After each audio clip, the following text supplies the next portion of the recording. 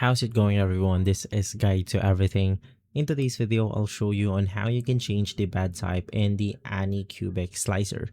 Basically, the first thing that you want to do is to open up any project on your slicer, and then it will take us to the base page or our plate right here. So you want to navigate through these side controls and make sure that the advanced option is toggled on. This will enable some additional settings on our slicer, and that includes changing the bed type. First things first, you want to navigate through your printer. Now in here, click on the Edit Presets button, and if you see an option called the Enable Multiple Bed Supports, just make sure that that option is also enabled. And so to change the bed type, you just want to navigate through the bed type option right below your printer.